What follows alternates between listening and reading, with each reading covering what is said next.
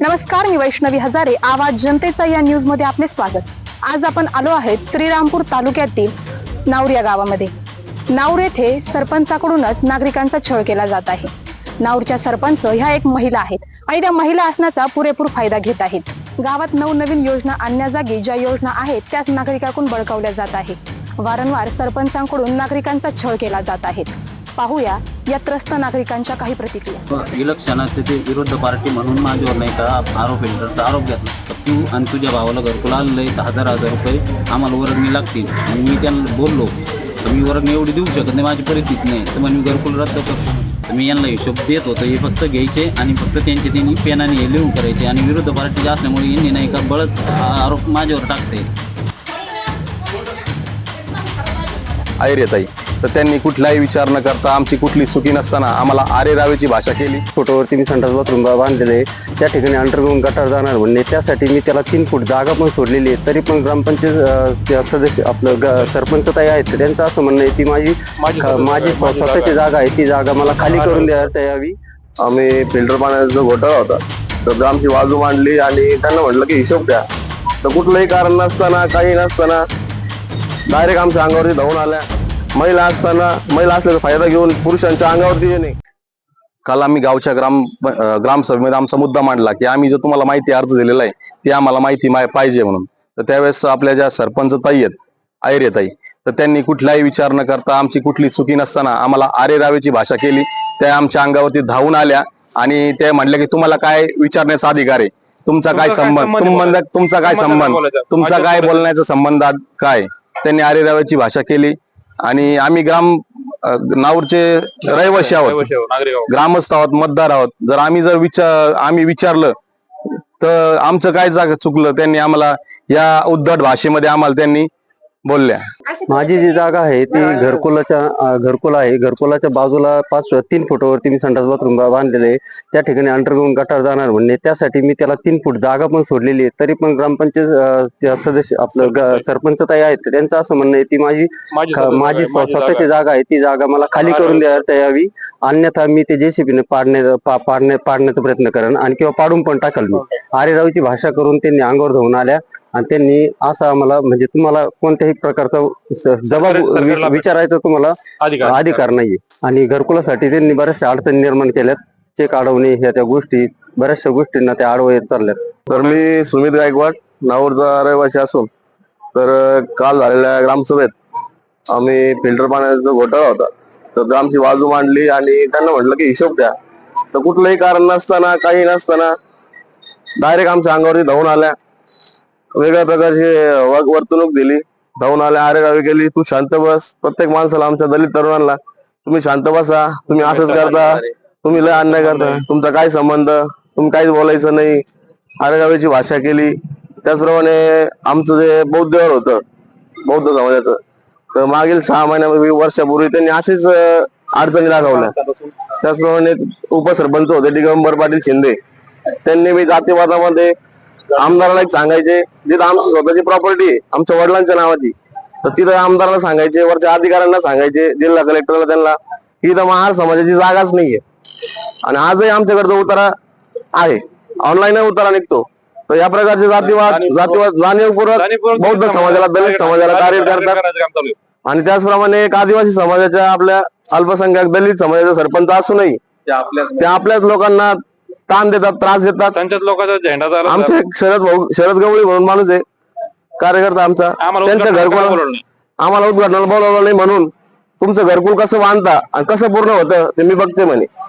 त्याचप्रमाणे गणेश त्रिभुवन यांच्या घराच्या रस्त्यापासून त्यांनी 3 फूट जागे सोडले असतानाही त्यांना ग्रामसभेमध्ये म्हणतात तू कस काय बांधतो, तू माझ्या जागेत कस काय बांधतो, माझा रस्ता आहे, माझी जागा सोड, ते घर पाडून टाकीन, संबंध नाही असं बोलतात. एक महिला असल्याचा खूप फायदा घेतात. डायरेक्ट अंगावरती धावून येणं, आरे राव करणं, डायरेक्ट बोट दाखवून बोलणं, तू शांत बस, तू कोण आहे, तुम्ही काय आहे, तुम्ही काय करू शकत नाही, आम्ही करून तेच होईल. एक महिला असं जास्त फायदा घेतात. आम्ही ग्रामस्थ असताना आमचे मत मांडता येत नाही. कोणताही मुद्दा, कोणतीही मागणी आम्ही दलित समाजाची घेऊन आलो तर आमच्या अंगावरती धावून येणार, आमची कोणतीच मागणी पूर्ण करणार नाही. ग्रामसभा कोणासाठी असते हे आम्हाला सांगावं. त्याचप्रमाणे शासनाने याची दखल घ्यावा. एक महिला सरपंच असल्याचा महिला असल्याचा त्यांनी गैरफायदा घेऊ नये याची शासनाने दखल घ्यावा. त्याचप्रमाणे हा जातीवाद आणि गोरगरीब जनतेचं काम न होणे, आडवं येणे, ही आरेडावी करणे, महिला असल्याचा फायदा घेऊन पुरुषांच्या अंगावरती येणे, आरेडावी करणे हे कुठेही थांबले नाही तर आम्ही तीव्र आंदोलन करू आणि याचा निषेध करू आणि हिशोब मागू. धन्यवाद. आणि पाणी फिल्टरचा एक हिशोब मागू. धन्यवाद. जी नाऊरगावची सरपंच आहे ती एक महिला आदिवासी सरपंच आहे आणि हे सुद्धा आदिवासी समाजातून येतात. यांना आमच्या बाजूला मतदान केलं नाही असं तसं बोलून यांना घरकुल नाकारण्यात येत आहे. यांना घराची अत्यंत अवस्था आहे यांच्या घराची. तर यांना म्हणजे एक पिळवणूक करताय राजकीय, नाही का, तुम्ही आमच्या पार्टीला मतदान केलं नाही असं तसं सांगून. दिगंबर शिंदे असतील, असे बरेचसे असे लोक आहे यांना घरकुलासाठी अडथळा निर्माण करताय, विरोध करताय. विरोधी पार्टीचे मतदान केलं नाही, तुम्ही ज्यांना मतदान केलं त्यांच्याकडे जा असं बोलताय. तुम्ही ज्यांना मतदान केलं त्यांच्याकडून घर घ्या. तुमच्या सोयी सुविधा असतील त्यातून अनेक भिल्ल समाजातून भिल्ल समाजात ते अडचण देत आहेत आदिवासी. एक आदिवासी शोकांतिका एवढीच आहे साहेब, आदिवासी समाजाची सरपंच असून हा एक आदिवासी माणूस आहे. आदिवासी लोक आज तुम्ही इंद्रनगर मध्ये जाऊन बघू शकता, 99% घरकुल पडलेले आहेत. त्यांची दशा आहे. त्यांना आदिवासी समाजाचं काहीच कळकळ नाही. ते दिगंबर शिंदे सारख्या लोकांचं ऐकता, कान भरलं जाता, ग्रामसेवक ऐकतात, कोणाचं ऐकता आणि गरीब सर्वसामान्य लोकांचा बळी घेतात. याची शासनाने कुठेतरी विल्हेवाट लावावी.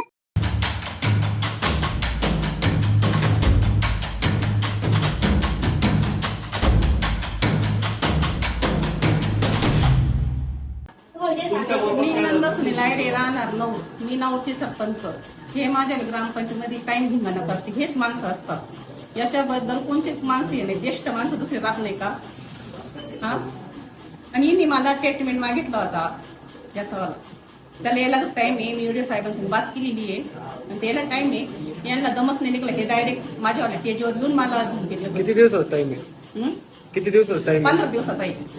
15 दिवसानंतर ते देणार आहे. कुठलाही दोष नाही, कारण एकच व्यक्ती सर कायम ग्रामसभेला जर टार्गेट करत असेल तर त्यांनी, ते एक महिला आहे, त्या कुठपर्यंत दम धरतील, कुठपर्यंत शांत बसतील? नाही ते ठीक आहे ना, त्यांचं काय चुकलं असेल ते बरोबर, त्यांचं तुम्ही त्यांच्याशी त्यांची बाईट घ्या, तुम्ही ते करा. नाही, त्या बोलल्या त्याला सहमत नाही. मला एकच म्हणायचं, त्याला स्कॅनर पहिले ग्रामपंचायत होतं, आमच्या कर्मचाऱ्यांनी त्याच्यात छेडछाड करून ते स्वतःच्या वैयक्तिक नावावर घेतलं. आम्ही ते पण विचारणा करत होतो. कर्मचारी आता बोलावं लागलं ना, कर्मचारी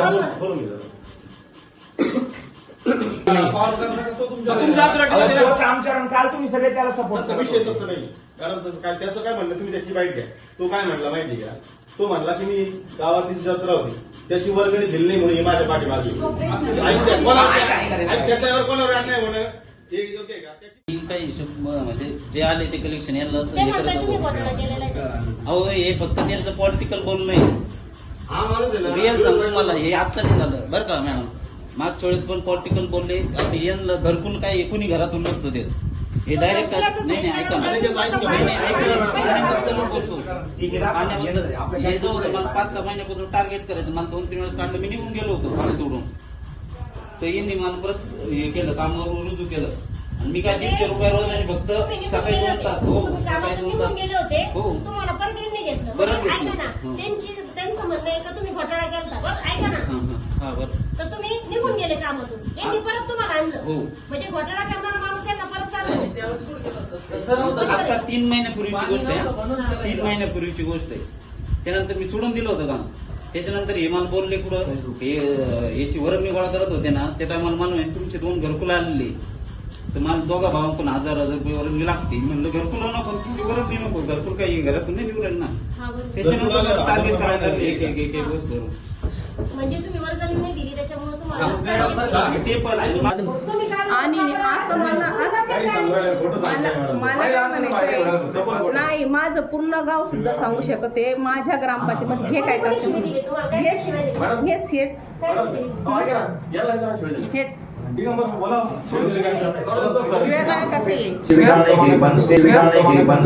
नाऊर ग्रामपंचायतील फक्त इलेक्शनाचे ते विरोध पार्टी म्हणून माझ्यावर नाही का आरो फिल्टरचा आरोप घेतला. मी फक्त 150 रुपये रोजाचा कर्मचारी होतो. मी सकाळी 2 तास आणि संध्याकाळी 2 तास तेवढं थांबायचो. बाकीचे सगळे पैसे वगैरे यांच्या ग्रामपंचायतमध्ये जमा केले, त्यांनी घेतले. आणि माझा तिथं ग्रामपंचायतचा माझा काही संबंध नव्हता. मी फक्त तिथं एक टेम्पररी लावलेला 150 रुपये रोजचा व्यक्ती होतो. आणि मी पैशाचा हिशोब त्यांना डेली देत होतो.